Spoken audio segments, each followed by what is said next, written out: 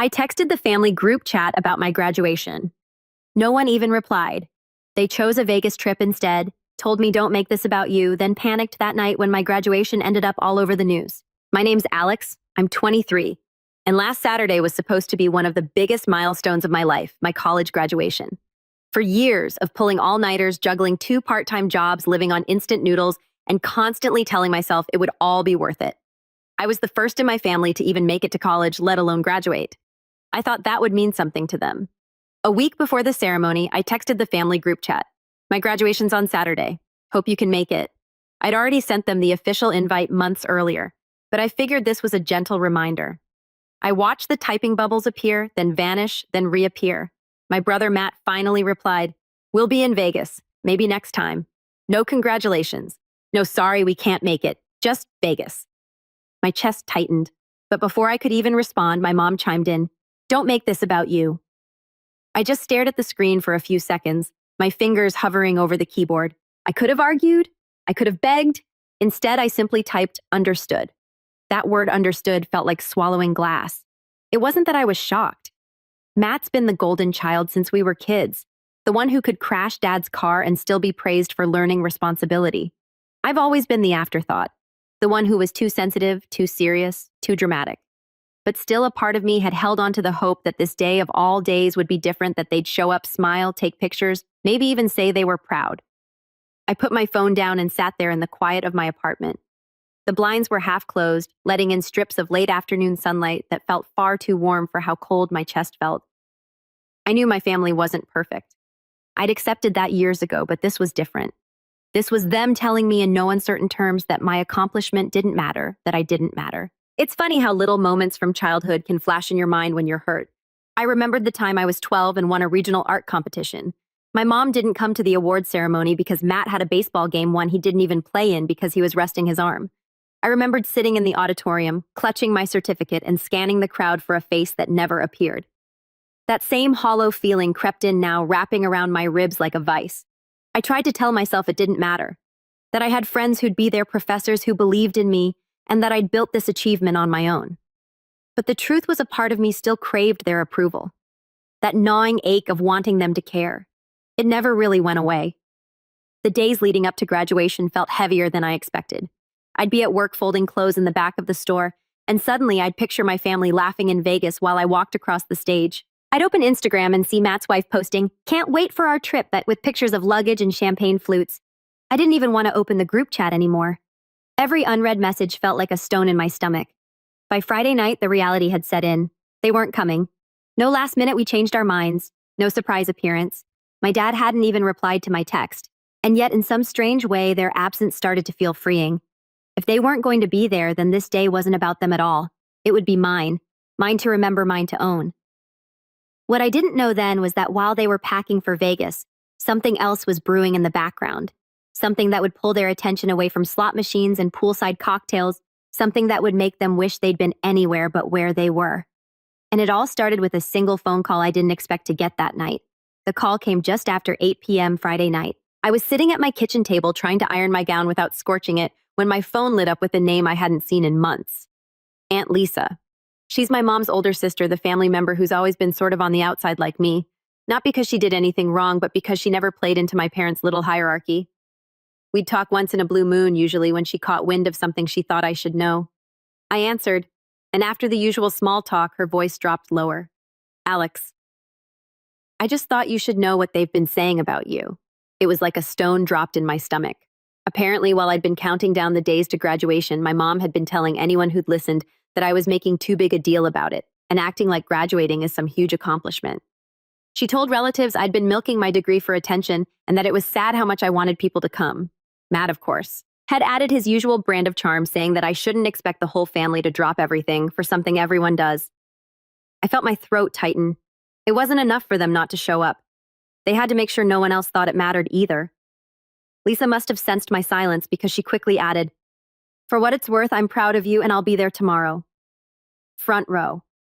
After we hung up, I sat there staring at my phone, my chest buzzing with a mix of anger and resignation. I thought about the time Matt got promoted to assistant manager at his job, a job my dad had pulled strings to get him, and my parents threw him a backyard party with balloons, catered food, and a slideshow. I remembered how they'd posted about it all over Facebook, calling him an inspiration. I remembered how when I got accepted into my college program, my mom's first comment had been, "That's nice, but you know it's going to be expensive." Saturday morning, I woke up earlier than I needed to. The sky was still pale with dawn, the city quiet except for the occasional whoosh of a passing car. I made coffee and sat in silence, letting the bitterness in my cup match the bitterness in my chest. I checked the group chat out of habit. Nothing from them. But Matt had posted on his Instagram story a selfie at the airport bar, drink in hand, captioned, "Vegas." My mom was tagged in a picture of her holding a mimosa, beaming like it was the happiest day of her life. At the ceremony, Lisa kept her word. She sat in the front row, waving like a proud parent when I walked across the stage.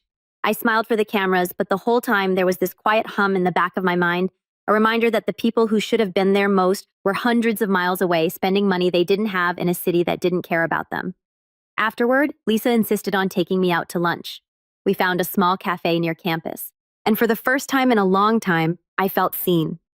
We laughed, we shared dessert, she asked questions about my plans, and actually listened to the answers. I didn't realize how badly I needed that until I had it. But just as we were finishing up, my phone started buzzing on the table. It was my mom, then Matt, then my dad. Call after call, one right after the other. I just stared at the screen confused. Vegas was 3 hours behind us.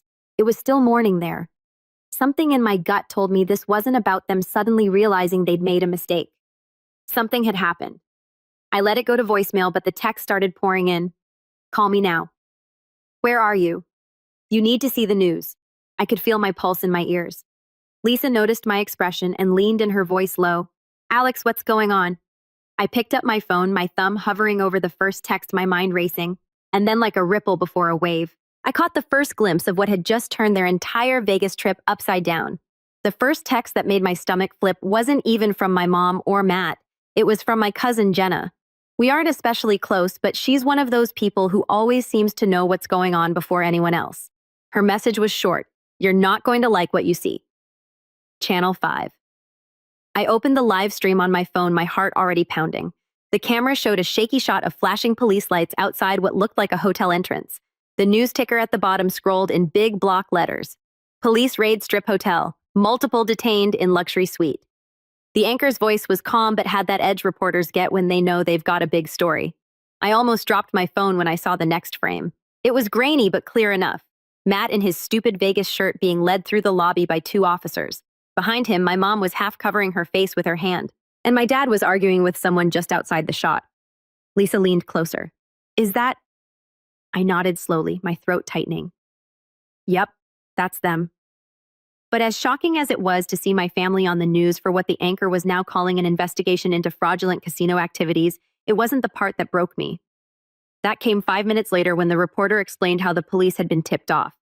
They were reportedly using a stolen credit card belonging to a local college graduate who had reported suspicious charges earlier this week. The anchor said, "It took me a second to process. Local college graduate reported suspicious charges. My brain made the leap, but my mouth still said it out loud as if hearing it would make it more real. They used my card. I'd had my debit card skimmed once before, so at first I thought maybe it was just bad luck. But when I pulled up my bank app, the pit in my stomach turned into something heavier, something hot like anger. There it was, clear as day. A $1,200 charge at a luxury Vegas hotel processed the day before. My card, the same one I'd been using to scrape together the last of my tuition payments. My hands shook as I scrolled back through my transactions. There were more. Dinner at a high-end restaurant, spa services, even a helicopter tour. My parents didn't have that kind of money, and neither did Matt. And then I remembered something that made my skin crawl.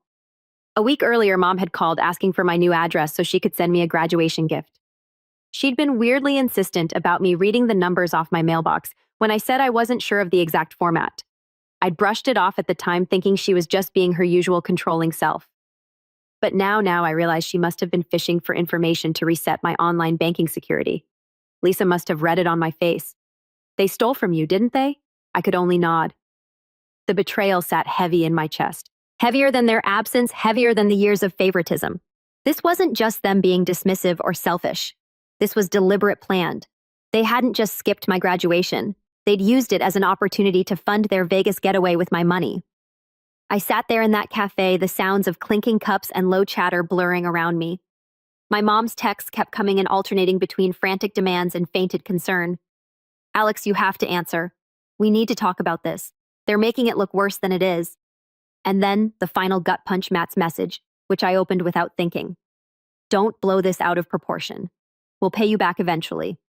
Family sticks together. That was the moment something inside me hardened. Whatever thread had kept me tethered to the idea of family loyalty snapped clean. This wasn't loyalty, it was exploitation dressed up as obligation. And they had just handed me every reason I needed to stop playing the part they'd assigned me since childhood. But before I could even decide what to do next, another notification lit up my phone. One that would turn all this simmering anger into a plan I hadn't even considered before. The notification wasn't from my family this time. It was from my bank, a fraud alert. I already knew what it would say, but reading it made my chest feel like it was caving in. Multiple suspicious transactions detected. Account temporarily frozen. Please contact us. Frozen. That one word was enough to make my stomach twist. I'd been counting on that account to cover rent next week, my phone bill, and the last payment on my student loan before the interest kicked back in. Without it, I had maybe $40 in cash and a small emergency fund that wouldn't last a week. I excused myself from the table, muttering something to Lisa about needing a second, and stepped outside. The air felt heavier now, the late afternoon warmth sticking to my skin as I called the bank. I went through the endless menu options, explained the situation to a tired-sounding representative, and listened as she told me it could take up to 10 business days for the investigation to resolve. 10 days. 10 days of not knowing if I'd be able to pay my bills, buy groceries, or even get to work if I needed gas. I felt this dull, hollow ache in my chest. Not panic exactly, just a heavy weight pressing down on me. When I hung up, I just stood there on the sidewalk staring at nothing. It wasn't just the financial hit that hurt.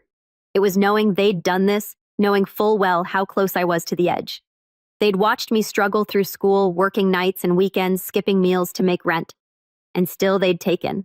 I spent the rest of the afternoon in a fog. Lisa offered to help, even tried to insist on paying my rent until the account was fixed, but I couldn't bring myself to say yes. I didn't want another person to swoop in and save me. I wanted to fix this myself, even if I didn't yet know how. That night I sat in my apartment, the silence so thick it felt like it was pressing in on me. The graduation cap sat on my kitchen counter, the tassel tangled like it couldn't quite fall into place. I thought about throwing it in a drawer, maybe even in the trash. What was the point of celebrating when the people who should have been there had turned it into the worst day of my life? I let myself sink into that low place for a while. I didn't answer calls, didn't look at texts, didn't post anything online. I figured if my family wanted me so badly, they could sit with their own panic for a while. But in the middle of that stillness, something started to shift. Maybe it was the bitterness settling into clarity, or maybe it was the fact that I'd finally stopped expecting them to change. Either way, I started seeing things differently. They'd taken from me, yes. They'd humiliated me, yes, but they'd also handed me something without realizing it. Proof. Proof of what they were willing to do, how far they'd go, and how little they thought of me. And proof in the right hands could be powerful.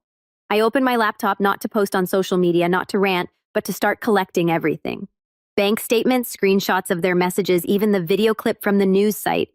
I didn't know exactly where this was headed yet, but I knew one thing. I wasn't going to let this slide. If they thought I'd just absorb the hit and keep quiet for the sake of family, they were about to find out I'd learned something very different in my years away from them. Silence can be a weapon too if you know how to use it, and I was ready to start sharpening it. The first few days after graduation, I kept my head down. I went to work, came home, and quietly built my case. Every evening, I'd sit at my desk with my laptop and a mug of tea, combing through transaction logs and saving screenshots. My phone stayed on silent. Their missed calls piled up like unanswered debts. But outside of the chaos they'd caused, something unexpected was happening. Life was moving forward for me. The Monday after the ceremony, my department chair called to tell me I'd been recommended for a position in a local startup that specialized in educational technology. It was the kind of role I dreamed about, creative, meaningful, and offering a salary that could finally get me out of the paycheck-to-paycheck cycle. The interview was scheduled for Wednesday, and when I walked in, portfolio in hand, I was a different person from the one sitting in that cafe with Lisa just days earlier. I was focused, composed, and maybe even a little sharper from the quiet anger still simmering beneath the surface. By Friday, I had the offer in writing, more than I'd been making in both my jobs combined. Once I had that offer letter, something in me settled. It was like standing on solid ground for the first time in years. My frozen account was still in limbo, but I knew I had an incoming paycheck that would dwarf what they'd taken from me. And that meant I could think clearly, plan carefully, and not make a single move out of desperation. That's when the shift started, not just financially, but socially. Lisa, proud as ever, told some of her friends about my graduation and new job. Word spread through her circle, and suddenly I was getting congratulatory emails from people I hadn't heard from in years. Old classmates messaged me saying they'd seen my name mentioned in a local alumni newsletter. It wasn't viral fame, but it was enough to make me realize something crucial. My story was starting to exist without my family in it. I started showing up differently. At work, I volunteered for projects that put me in front of important clients. I reconnected with a few professors who offered to write me glowing references for future opportunities. I even started a small side project, a blog, sharing tips for students balancing school and work that began picking up traction faster than I expected. And the more my life began to expand, the more their world seemed to shrink. I saw it in small ways at first. Matt stopped posting pictures from Vegas. My mom's Facebook went unusually quiet. I didn't ask questions. I didn't need to. They were dealing with something, and I had a pretty good idea what. The bank finally called with good news. The investigation had concluded and the charges were confirmed as fraudulent. My account was restored. The stolen funds returned in full. They wouldn't tell me the details about who was responsible. Privacy laws, they said, but I didn't need the confirmation. I already knew. The old version of me might have taken the win and let it go. But the new version of me, the one with a stable income, growing connections, and a public reputation that was quietly gaining weight, that version wasn't in a rush. I could afford to wait, to watch, to plan every step with precision. Because if there's one thing I learned in these last few weeks, it's that power doesn't always come from money or status. Sometimes it comes from knowing you can drop the truth at the exact moment it will cause the most damage and watching the ripple spread. And my moment was coming. I could feel it. It was almost 2 weeks after graduation when the real opportunity presented itself. By then, I had slipped into a rhythm. New job training during the day, blog writing in the evenings, quiet observation of my family's slow unraveling in between. I wasn't pushing anything. I was letting the pieces fall where they naturally wanted to go. The opening came from a place I didn't expect: my new company's legal department. We were in a meeting about data privacy and fraud prevention when one of the senior legal advisors, a sharp, no-nonsense woman named Karen, gave a presentation on how businesses handle internal theft and financial disputes. She mentioned that while banks have to keep certain case details private, victims can access specific records through a legal request if the fraud was tied to a crime reported in public media. The moment she said that, it was like a switch flipped in my mind. The Vegas incident had been all over the news. That meant those records, the ones linking my stolen funds directly to the people in that hotel suite, could potentially be accessed by me. Not just vague suspicions, not just assumptions, actual documented proof. That night, I started researching. I found out that because the Vegas police had made public statements about the raid, I could file a request under Nevada's public records law. If the documents connected the fraudulent card charges to the police report, I'd have everything I needed, not just to confirm it for myself, but to show anyone else who might doubt it. While I was piecing that together, life kept handing me more leverage. My blog's audience was growing faster than I'd planned. A well-known education influencer shared one of my posts on Twitter, and overnight, my follower count doubled. Suddenly, I wasn't just some recent graduate trying to figure things out. I was being invited to speak on student webinars, collaborate on articles, and contribute to online panels. My name was starting to mean something in circles my family couldn't touch. That visibility mattered for one reason. Anything I said now carried more weight. If I shared a story about financial betrayal or exploitation, people would listen, and they wouldn't just dismiss it as family drama. They'd see it as a cautionary tale, as advice from someone who'd been through it and come out stronger. And here's the thing about my family. They're obsessed with image. My mom lives for Facebook likes. Matt thrives on being the center of attention at family gatherings. And my dad's pride is tied up in the illusion that we're all a picture-perfect unit. They can ignore me in private, but they hate looking bad in public. So as I drafted the public records request, I started thinking bigger. This didn't have to be a one-step move. It could be a chain reaction. I could time the release of the proof with a story that would ripple through both my growing audience and our extended family. The same people they tried to poison against me before graduation. By the end of that week, the request was filed, the paperwork neatly documented, and my online presence stronger than it had ever been. I was in no rush. The longer I waited, the more their silence would gnaw at them, the more desperate their calls would get, and the more it would eat away at that carefully polished image they'd worked so hard to protect. All I had to do was wait for the envelope that would arrive in the mail. The one that would give me the final piece I needed to turn their Vegas getaway into something they'd never live down. The envelope arrived on a Tuesday morning. Plain manila, no frills, just my name typed neatly in the center. I took it inside, set it on my kitchen table, and stared at it for a good minute before opening it. Inside was exactly what I'd been waiting for: the official Vegas police incident report. The language was dry, but the details were everything. The report confirmed that my debit card number had been used to book the luxury suite. It listed the date and time of each transaction, matching perfectly with the charges on my bank statement. It even included surveillance stills from the hotel lobby showing my mom, dad, and Matt checking in. At the bottom, under card holder contacted, there was my name in the notation. Confirmed unauthorized use. Provided statement, it was irrefutable. They hadn't just borrowed my card like Matt tried to frame it. They'd committed fraud, and now it was sitting in black and white in my hands. I didn't rush. That night, I drafted a post for my blog. Not a direct, here's my family's dirty laundry kind of post, but a carefully written piece titled, "When the People You Trust Exploit You." My graduation week story, I wrote about the emotional side. First, the missed ceremony, the family's absence, the bank account frozen at the worst possible time. I kept it personal, raw, and honest. Then, toward the end, I transitioned into the facts. I laid out the timeline, the charges, and without using their names, described the hotel raid that had been on the local news. I embedded one of the grainy stills from the public report. It didn't need to be crystal clear. Anyone who knew them would recognize them instantly, and anyone who didn't know them personally would still feel the punch of the story. The next morning, I hit publish. The reaction was immediate. My followers flooded the comments with support. People shared their own stories of betrayal of family members who'd taken advantage of them. The post got picked up by a popular personal finance blog that linked back to my site, calling it a powerful reminder that financial abuse can happen anywhere, even within your own home. Within hours, I started getting texts from extended relatives I hadn't heard from in years. Is this about your family? I can't believe they do this to you.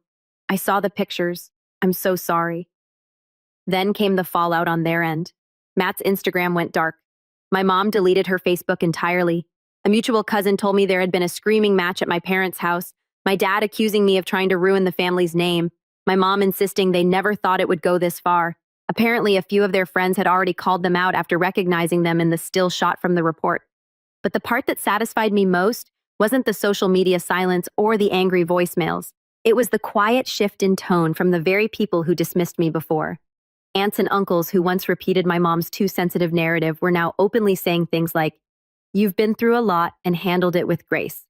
Lisa Ever, the cheerleader, told me, "You didn't even have to name them. You just showed the truth and let people see it for what it was."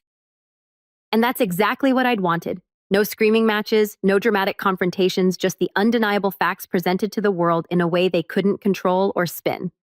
By the end of that week, I had more job offers in my inbox, more speaking requests for my blog, and more messages of support than I could keep up with.